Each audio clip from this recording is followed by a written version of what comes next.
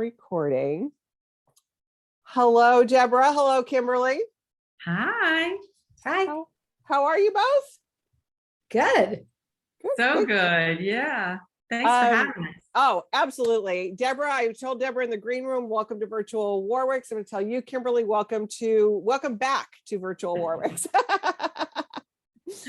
Oh, it's so great to have both of you. And we were talking in the green room too about the technology things that we all suffered with. Oh, we've got a friend joining us. No, I love the live. She wanted to say hello and then she got really loud. Sorry. That's okay. I love the dogs and the cats. I usually see cats walking across the screens. There's always kind of fun stuff that goes on.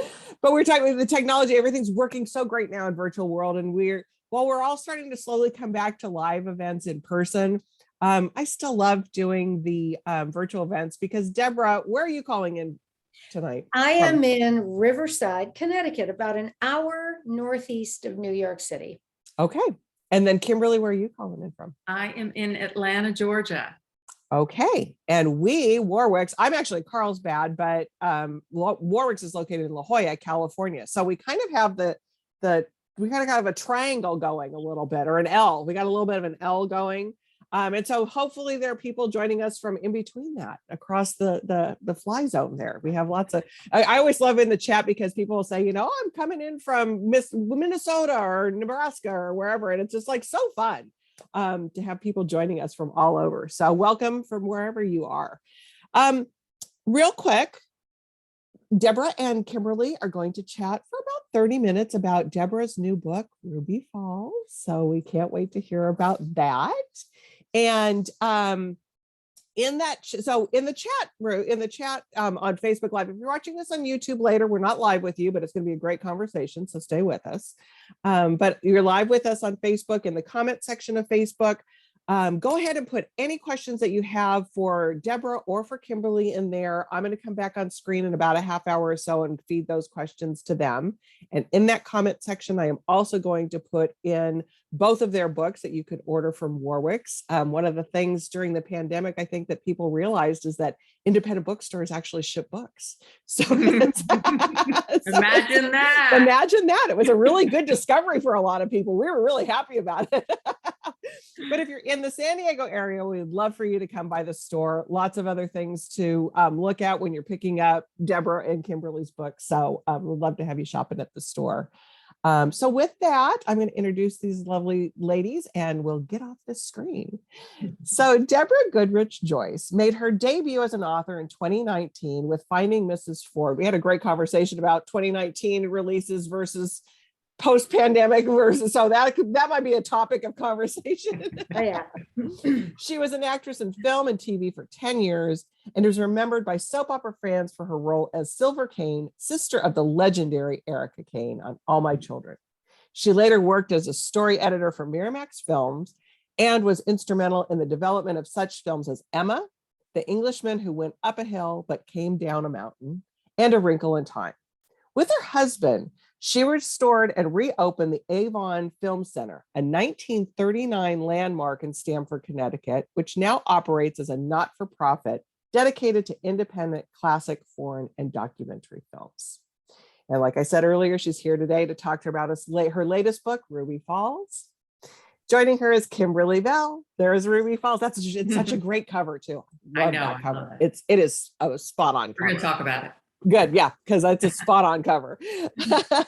And joining her is Kimberly Belle. Back with us. Kimberly is the USA Today and internationally best-selling author of 8 novels. I guess I think, are we 8 or 9 now? Well, the 8th one comes out in December, I think. Okay. So all right. Actually 7, I guess. Okay. All right. Including My Darling Husband, The Marriage Lie, and A Stranger in the Lake. Her books have been published in more, there it is. My Darling Husband is the latest and greatest. Let's see. Her books have been published in more than a dozen languages and optioned for film and television. She's a graduate of Agnes Scott College, divides her time between Atlanta and Amsterdam. With that, ladies, have a great conversation. See you in a little bit. Thank you. Thank you. Hi, Kimberly. Hi, so good to see you again. Okay, so I was just thinking, so we did this for this book when I guess the hardback came out back. Was So almost a year ago, it was May Okay. of So- 2021. So I was going back through the book and rereading it. And it was like, because it had been a minute since I read it and I wanted to make sure I remembered everything. But it was kind of like, going back and talking to old friends, because I loved Ruby and Orlando, especially Ruby. Well, I'm glad to hear you say that. And I'm a big rereader of books. I think you get something so different Yes. on a second read, no matter what kind of book you're rereading. You see, because a lot of times, particularly with thrillers, you're barreling through the plot. Like this one, wow, did I barrel, my darling husband? We're going to get to this. This is so good. And you have such a clock going. And so it made me read faster and faster. And I will reread it because I will then absorb other things. I mean, there's so many things going on in a book. So and you're reading for clues and to hurry it up. And when you reread it, you can slow down and you can kind of think, oh, I missed this the first time around, but this is important, so that's always fun. I had an editor say something to me, particularly with Ruby Falls. She said, I want you to rewatch the movie The Sixth Sense. And she said her feeling was that people don't want Agatha Christie anymore. They don't want this mystery that goes along where suddenly detective walks into the room and says, well, it was that parlor maid who passed through on page 3. And you're like, wait a second, who? She said, people are not going to solve all of the problems, all the questions, but when it gets to the big reveal, you want to make sure that the breadcrumb trail was laid so that then they can go back and say, oh, right, I didn't notice this, I didn't notice that. So it kind of makes sense. Because in The Sixth Sense, what they do is they do it with a movie flashback. I don't know if you remember the movie, but the big revelation comes along. Right. And then they re-show you a few scenes with a little bit more information. Right. And I think that's a good analogy because, or is it simile? I never can remember these things, but because I think in The Sixth Sense, the charm of The Sixth Sense, and I think especially in suspense and thriller fiction now, contemporary, is people want to be surprised in different ways, not just with a plot twist that's like breadcrumbs, like you said, because those are important. You have to have them. But they want to be surprised in different ways. And I'm not going to ruin it for the 2 people on the planet who haven't seen The Sixth Sense, but there is such a shocking thing that you don't see coming. And it's something you don't expect because it's so unique and different. Yes, exactly. And you do that too in this book. You kind of surprised me in a way that I wasn't expecting. Oh, well, thank you. That's an interesting point, and I'm glad to hear you say that. And I do like that kind of twist. And someone, and I forget who it was, somebody was talking about the difference between a plot twist and oh my gosh, I forget the term, but a plot twist is a very specific thing. That is extreme and goes in a very different direction. And it's not just a revelation. I guess that they're 2 different things. Right.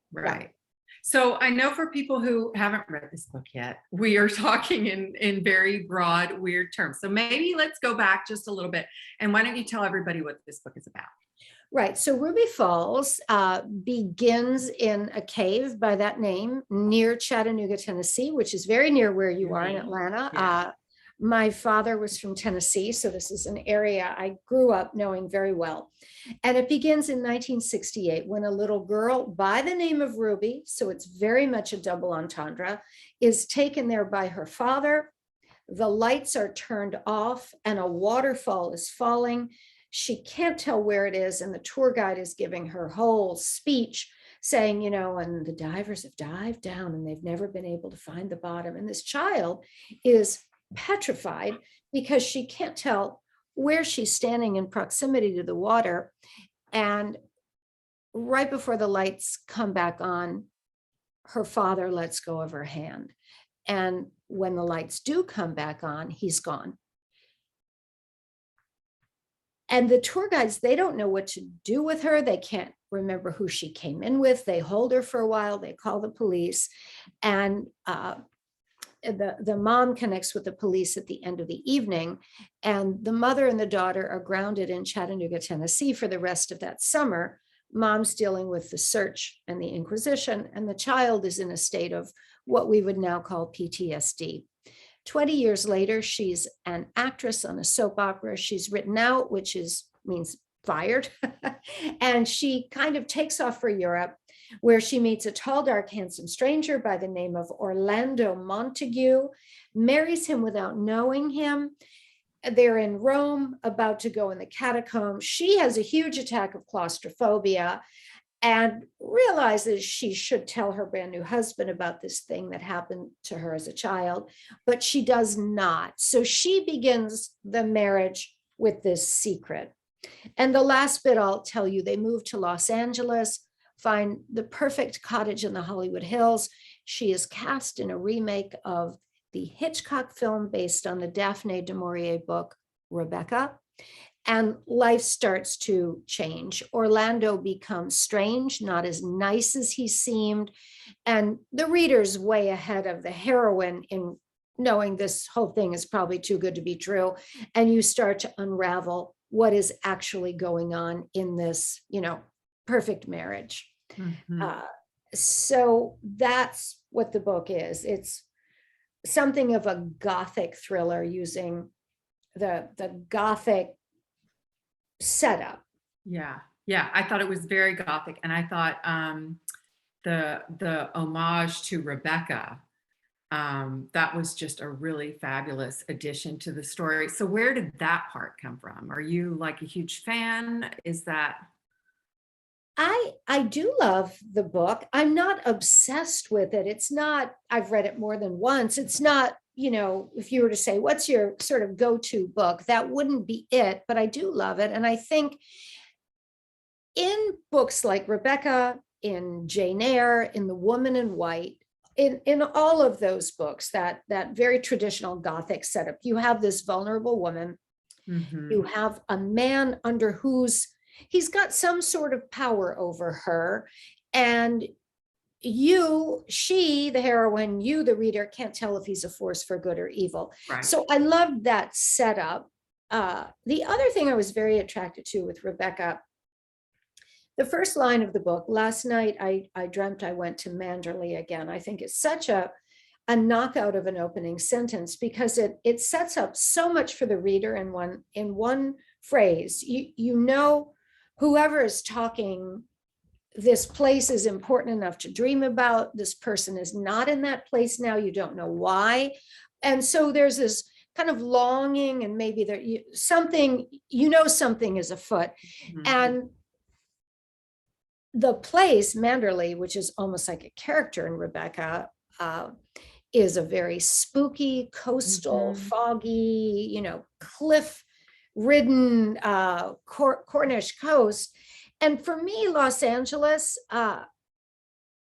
it just seemed like such a really perfect spot to set this, because LA, I think, has that dreamlike quality to most of us. We all watch American movies for the last 100 years. So I just thought it was such a, Ruby Falls is a flight of fancy that takes off from the premise of Rebecca and goes in a very different direction. And I think it's really fun to play that way with writing. Yeah.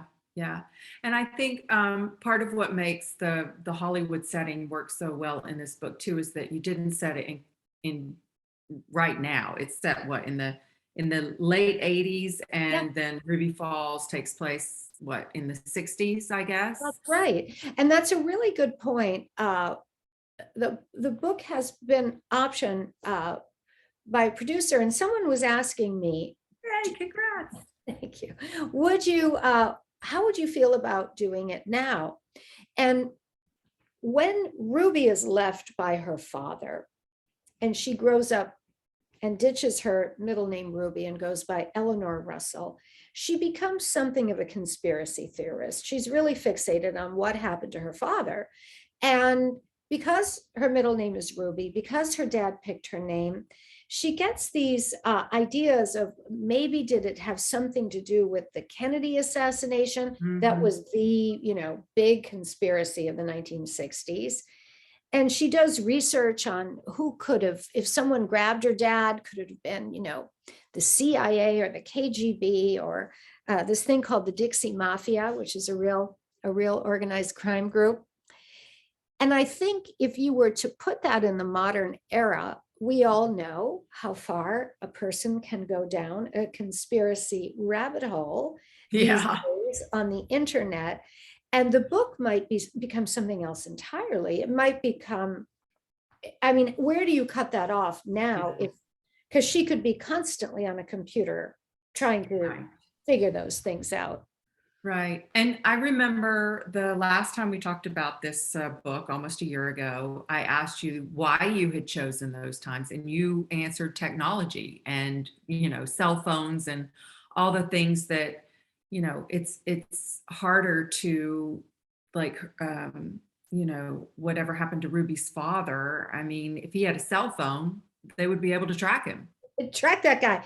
I want to dovetail to my darling husband for a minute, because you make brilliant use of technology in that book. It's a huge component of, so you have a ticking clock, it's a story of a home invasion in Atlanta, which you know very well, you live there. And the things you make use of traffic, which it's such a big issue with the time.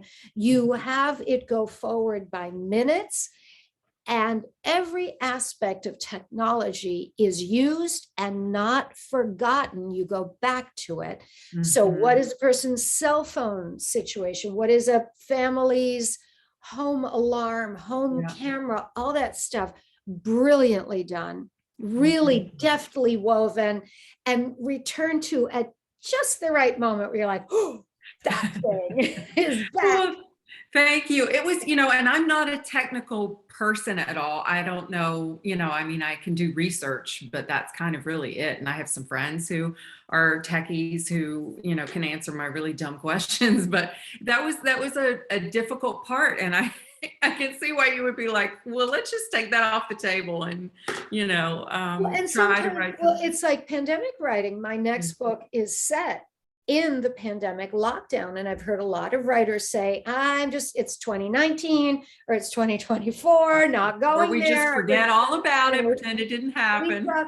But what I found with my book is called Reef Road, it created a constraint. It's like the traffic of Atlanta, which was a huge component of your book. I think those things make a time and place seem real. Yes. People, they get it if they lived through it. They get it if they didn't. And it's funny, I talked to a lot of people in Atlanta. I've done a couple of book events here, and they're all like, oh yeah, that traffic. Because like you said, the husband has, I think, less than 3 hours to pull together this outrageous sum of money and bring it home, which is basically mission impossible, before 7 p.m. And so there's this ticking clock. And I was joking with my editor because, that the ticking clock thing, I was like, if I ever do this again in one of my books, remind me not to do it, because it was as well as it works for the story, it was really hard to get my clock correct, because it would be like, well, that can't happen all in 10 minutes. And then that would throw off the rest of the story. It's so true. And I use that very heavily in Finding Mrs. Ford, and it's nonlinear twice. Yeah. And I found myself at a certain point printing out the pages and laying them out. Yes. And I did timelines, and I did calendar pages where I printed out like writing things because if you're going back and forth and you have a plot point that appears on a certain day, in that book, I've got a cover right here, this necklace, if you can see it, this question mark, gold question mark, it appears at a certain point and disappears at a certain point, and it's important. And if you're going in and out, you've got to figure out, well, was it there on July the 5th or was it not there on July the 5th? And that is a lot of work. It is a lot of work. And I wish somebody would come up, anybody who's out there and is a techie, if you can come up with like a timeline for authors, I would pay good money for that. I would like too. a computer program. I do it all by, I do the timeline and then these calendar pages printed out. You can get calendar pages for any year you want. Like in Finding Mrs. Ford, it was 1979. So I did the months in question. So you can see the 1st of July, for example, falls on a Wednesday or a Sunday or whatever. And you can be correct on that, because there are people who will nab you on that. Oh, 100%. Like that, there's no way that she could drive from there to there in 15 minutes in rush hour. Not happening. Like, so my agent said an interesting thing about that at one point. There's something that happens in one of my books that it's actually Finding Mrs. Ford. And she said, I don't, is that true? Can that happen? I said, yeah, I researched it. It can happen. She said, you can't, you don't want your reader to pull out and go to Google. So you must make mention of how it's possible, this particular thing, which I don't want to say. And it was a very easy fix once she pointed out that it needed to be fixed. But you don't want to leave your reader saying, what? No, come on, you've lost it. You will get emails. You will get emails from people saying on page 194, on the third paragraph, they'll call you out for it. Yeah. Funny.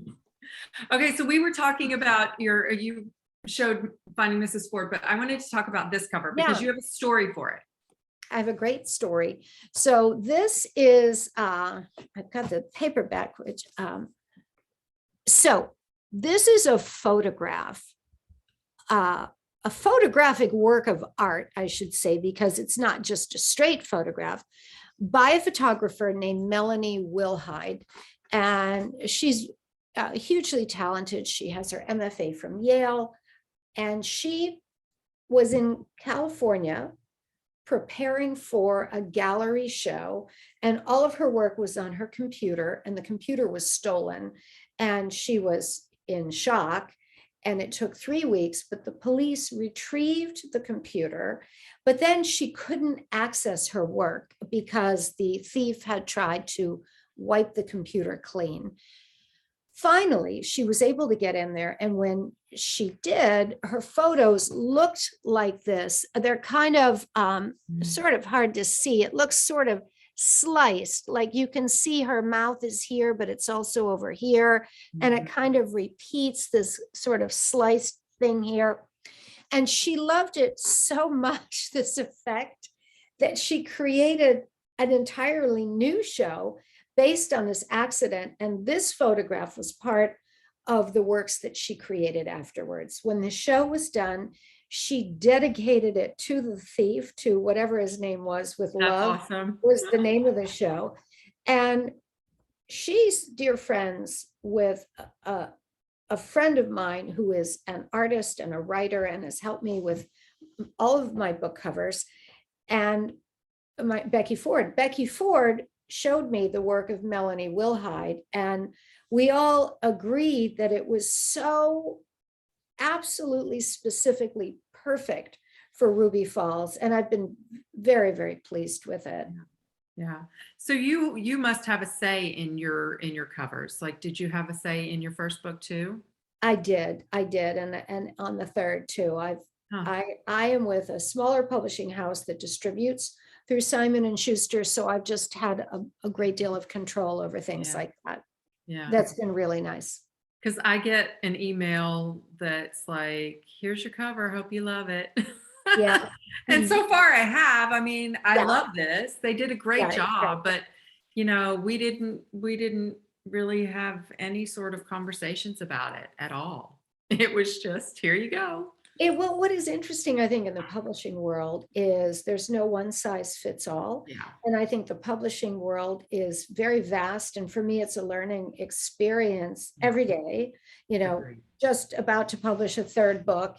I just keep learning stuff. And I think one of the beautiful aspects of it now is it is an industry that has opened up a bit to outliers and new ways of doing things and disruptors, which of course is the word.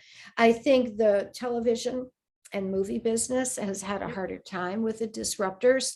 It's a little more hidebound, if you will. And the whole world is trying to find its place with new ways of doing things. We were just talking about doing events like this, like people can see us all over the world, and are they going to show up at the bookstores, or how does it all go forward? We don't know. Yeah, it's a mystery. We're still figuring it out, right? Exactly right. So you were speaking just now about the movie and the TV industry. So Eleanor / Ruby, really Eleanor, I guess, is an actress. And I'm sure, I'm guessing that came from your own experiences as an actress, right? Is that where? Yeah. Yeah, and I had fun writing that a bit. It's a very unique world, but I think it is a world that most people have a little insight into because there are movies about the making of movies. And I thought it was a perfect career for our girl, who she was as a child, what happened to her, her personality traits. And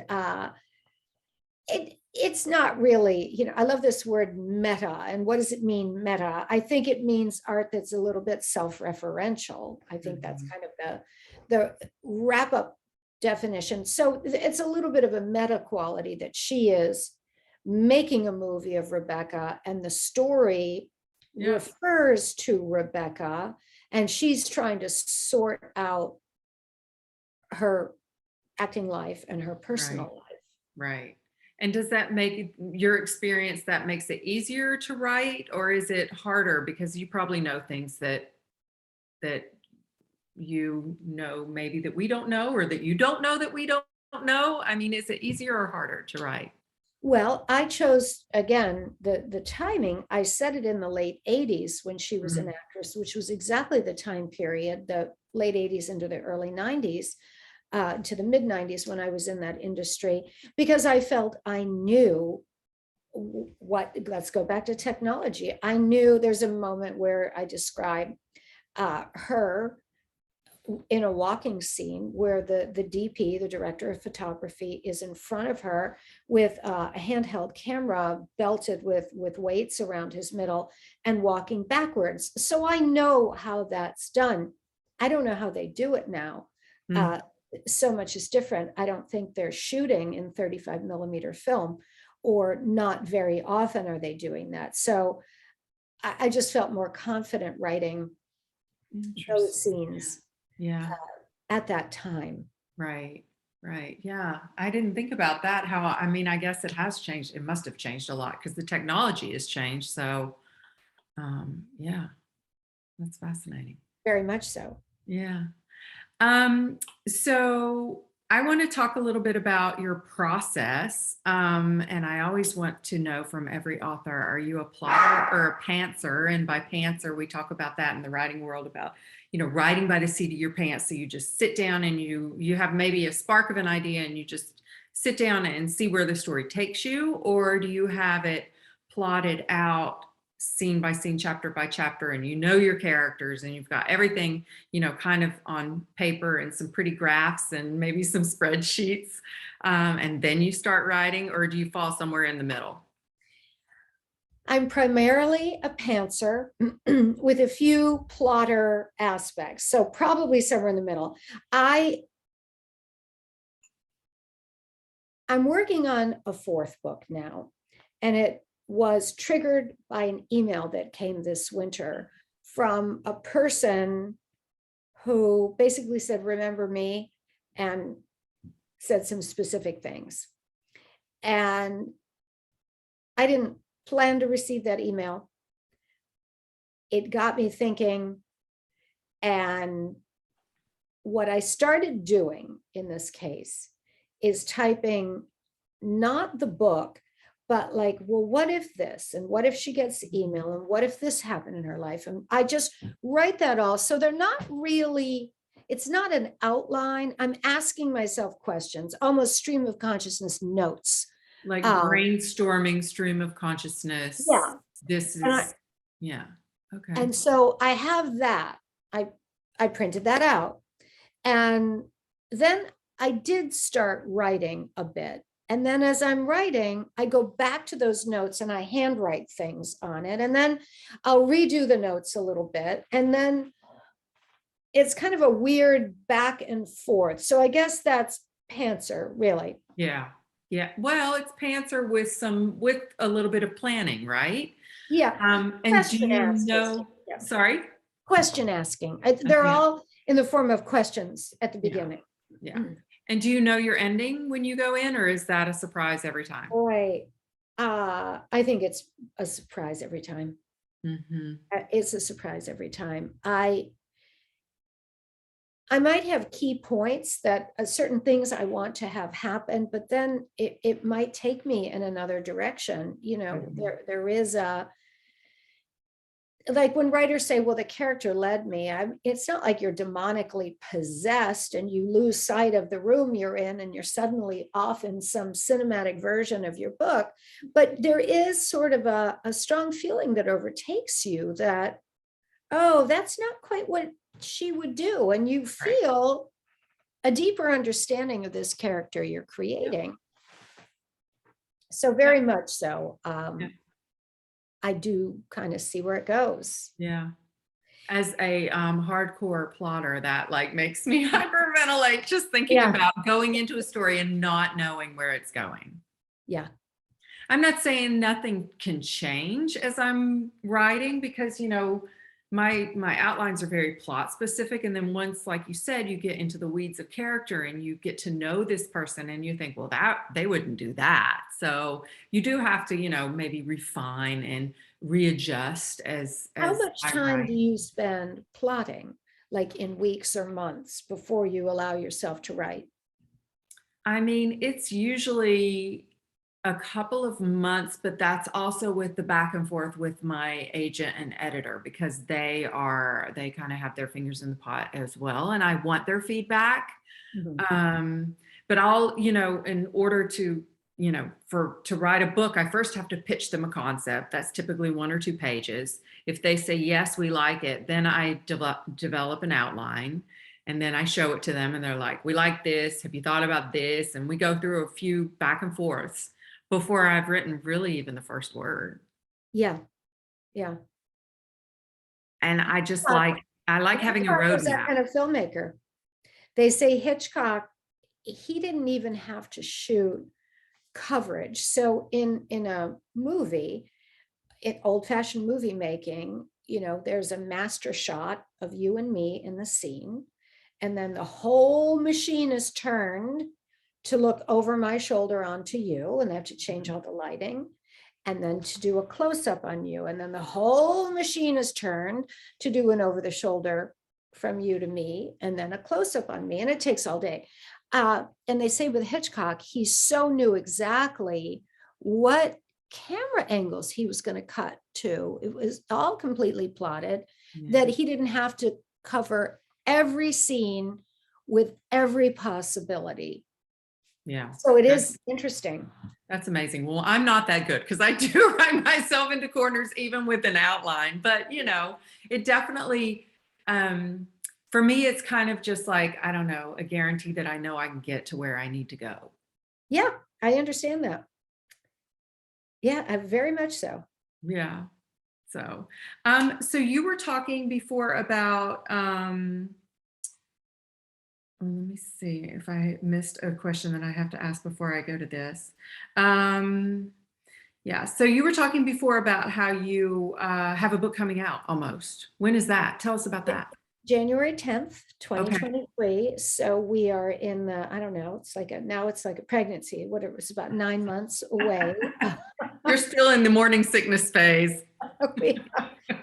And I'm very excited about this book. When the lockdown happened in March of 2020, I was in Florida, and I started researching something that I've thought about my whole life. My mother's best friend was murdered in 1948. This is true in Pittsburgh, and she was 12 years old. My mom was also 12. They were best friends, and it's an unsolved crime. And I'm very interested in this syndrome that happens, and it's a very well-known syndrome. People who are kind of next door to that level of violence are affected. I didn't want to write specifically about the crime itself, but that effect that it has on other people. And you think about like Dominic Dunn, whose daughter was murdered, and then he became this chronicler of murder trials. Or you think about Michelle McNamara, who wrote I'll Be Gone in the Dark. Yep. About the Golden State Killer. All of these people had murder that happened to people they knew.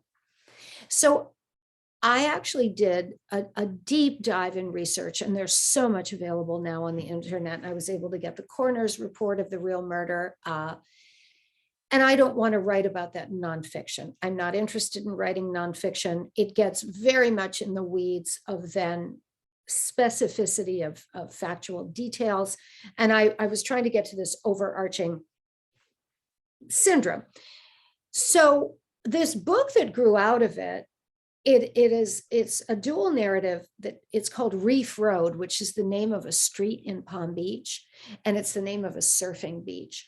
And it is a dual narrative of a writer who's obsessively researching the murder of her mother's best friend and other murders. And as she's obsessed with arcane statistics. She's one storyline. And then there's a book within a book about a younger woman named Linda Alonso, who's married to a very dishy Miguel Alonso from Argentina. And several weeks into the pandemic lockdown, he and the children are last seen in their face masks, getting on a plane for Buenos Aires at Miami International. She can't follow because she's an American citizen. So it starts to kind of unpeel the onion of how these women are connected and what exactly is going on. And so I didn't write about the pandemic as a story, but it is it's like traffic. It's this constraint. You have the woman whose husband disappears and she can't go anywhere. You have a writer who can't really go anywhere. Everybody's it's claustrophobic. It's like wartime. It's a box around them. So that's Reef Road, and it's coming out in January of 2023 because 2023 is 75 years since the actual murder on which it is based. Was that hard to write? I mean, were you going through like all the memories and stories from your, you must have heard a lot from your mother. Yeah, and there were little things like I put in that the things that niggle in your mind.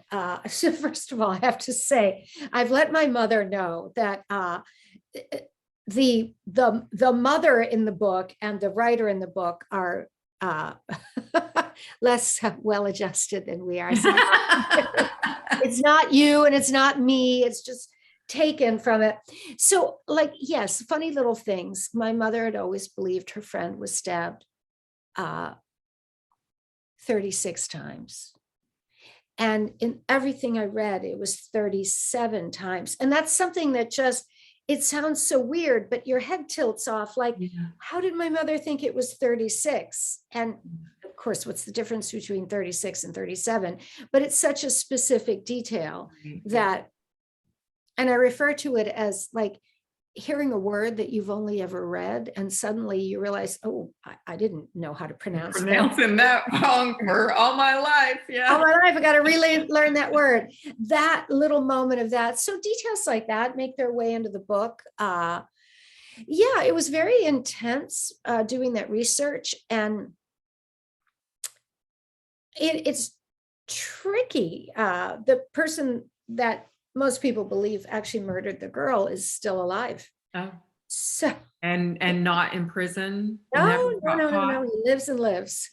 But it's fiction, right. But it is very much based on a real crime. Yeah. I love those kind of stories though. I can't wait. I'm Oh, back. hi. Hello. I Hello. know that one sounds so. I mean, Ruby Falls is it? That new one sounds really good too. I know. It's very different. I mean, it's the, same kind of, I always call my books identity thrillers, which Yeah. is not a thing, but I think it is a thing. This idea of people not being who you think they are. But that's with the true crime component. It's going to be very interesting to see Yeah. that going forward. And your personal history with it. I think readers are going to eat that up. Yeah, I think so too. I think absolutely. So just for my own benefit, because I'm new to you, so 2019 is your first book, and you'd had all this, like you had this career, you had all this life before that. What made you decide to write books? Well, it wasn't a sudden decision. So when I Okay. was at Miramax in the 90s, so when I left acting, I Mhm. was first a reader for a French film studio and then an editor at Miramax, and not a film cutting editor, a story editor. So Mhm. in the 90s, I was really working on the written word through the editorial perspective. And then I left Miramax just because it was too consuming. I wrote a screenplay with a writing partner. I got a grant for it. Then I went through a divorce and a remarriage, kind of put it in a drawer, but I was involved with 2 writing groups, and I was writing, but not allowing myself. For me, it was 2014. It was that emptiness moment. And I had, through the Avon, the cinema we run, I got a lot of encouragement from my writing from Gene Wilder. He was very involved there, and he read some of my stuff. And every time I'd see him, he'd say, "Are you writing? You should be writing. Ooh. You really should be writing." Well, when 24 Gene tells you to write, you go home I and was write. just gonna say, how do you say no to that? How do you turn that little muse off? And I think his beautiful widow, Karen Wilder, lives in your town. I don't know if you've ever seen her in your bookstore, but I don't know. Karen Wilder, if you're watching, Yeah. she is the loveliest person on the planet. So in 2014, my youngest child left the house. She was grown and flown. And I had this book in mind, the first book, and I decided to tell my friends I was writing a book. And my husband was like, "Oh, I wouldn't do that." I said, "You know what? The secret writing thing hasn't really lit a fire under me. I think I'm going to tell my friends." And I understand it might not work out, but I think this will go better for me. And it did. Yeah. It allowed me to step by step increase my level of commitment. I began committedly writing 1 day a week. And I have a friend who's written 7 books. And one day she said, "How many days a week are you writing, Deborah?" I said, "Oh, I'm writing 1 day a week, Harriet." She said, "You're never going to finish your book." So I said, "Okay, I need to change that thing." And I just started changing things. Like if you look at my bio, you'll see a gajillion boards that I sit on, but I've really ratcheted that back. I'm not as active a board member. I've let boards know, if you want my name, I can be involved, but I can't do all that stuff. It's so much is time allotment. Oh yeah. And at least for me, you get more protective of your time as we get older. Absolutely. And you learn to say no. I've the ability to say no is like so refreshing. Yeah. It's like, no, I'm not gonna do that. Really good at it. It's really kind of fun. It's just like, no, because I don't want to. But it's so the writing then has like fills your soul now. That's what really kind of. Yeah, I feel like it's more me than the acting ever was. And I loved acting when I was doing it. I just think comparatively, it's more completely what I have to say. Right.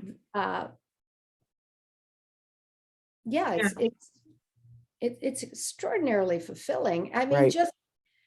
if you just put something down on the page that feels like a true thing, you said it in a true way, and it doesn't mean that everything has to be of grand importance, but just some truth of this human experience. Yeah.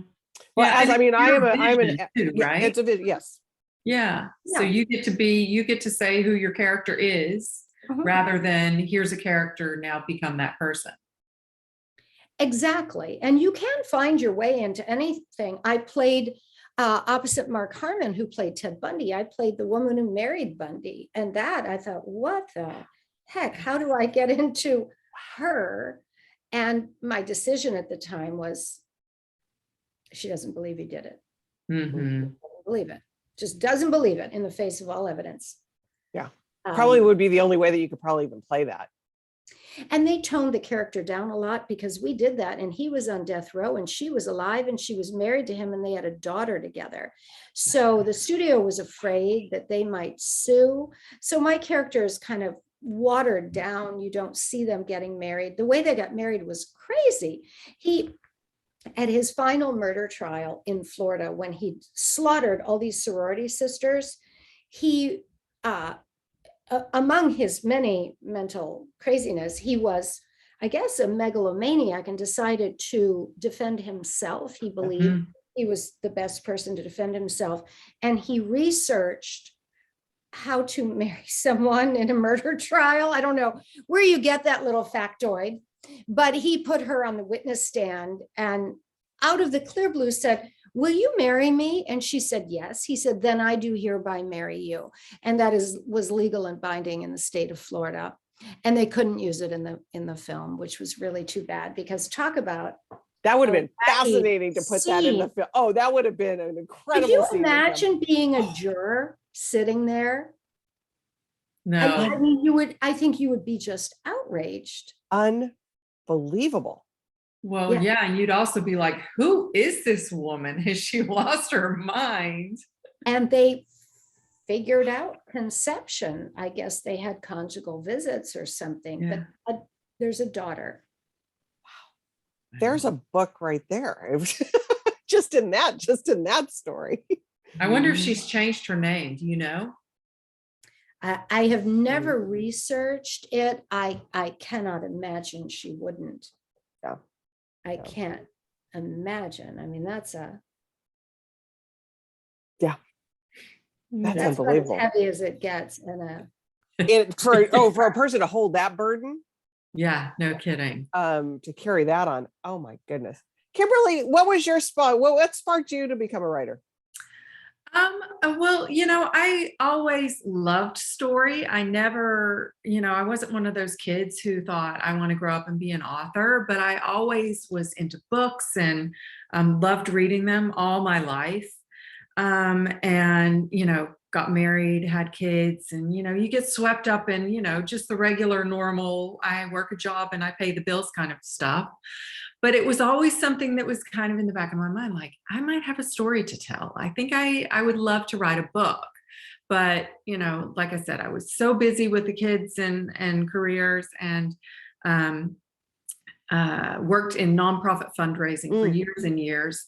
And then in 2008, I was doing consulting here in Atlanta for a bunch of nonprofits, and the crash hit. And literally overnight, like every single one of my clients just like poof, they were gone. Wow. And so I woke up the next morning and I had no job. And I thought, okay, well, I can go out and find another job. But I was also kind of pushing 40 at the time. My kids were older, they were a little more independent.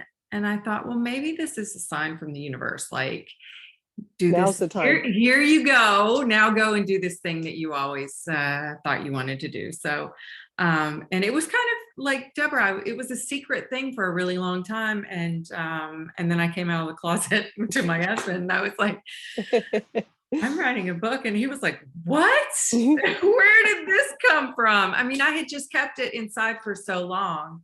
But I had written a whole book before I really told the rest of the world. I was not that brave. I wanted to prove it to myself that I could first. And writing the book is just one huge hurdle, but there are a gazillion other hurdles before it's actually published. So you have to find the agent, you have to find, the publishing. I I came out of the closet after I'd written a book. And then the first question you get every cocktail party is, so when's your book coming out? Oh, yeah. I'm like, It's it's not that 3 easy. years. Yeah. So like I said, 2008 is when all this happened. And my first book came out in 2014. Well, there you go. Okay. There you go. Yeah.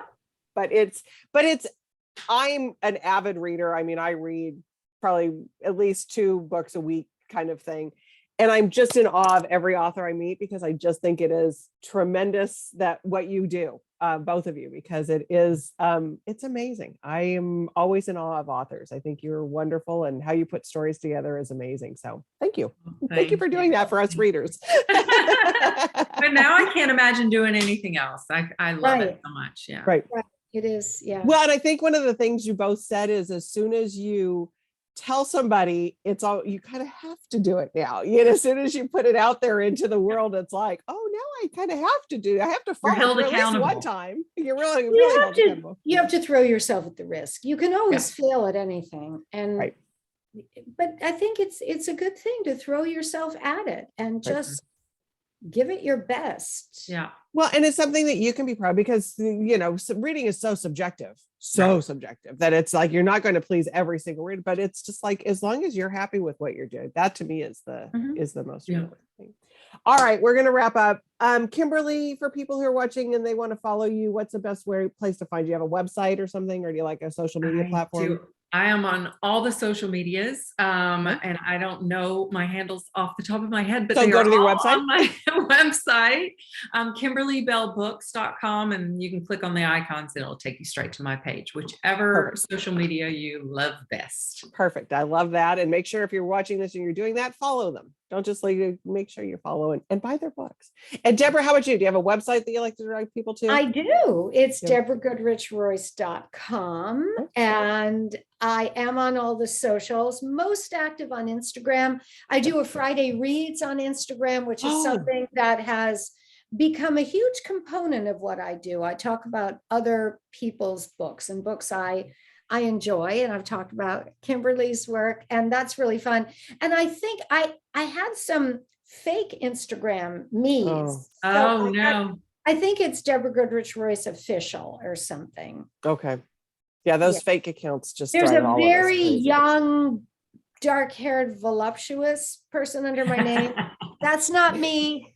Well, there's a Kimberly Belle porn star, so. Okay, there we go. Not me either. I love that though. Good to know. That's interesting. She's messing up my Google alerts, though. I can promise you that. Oh, I bet.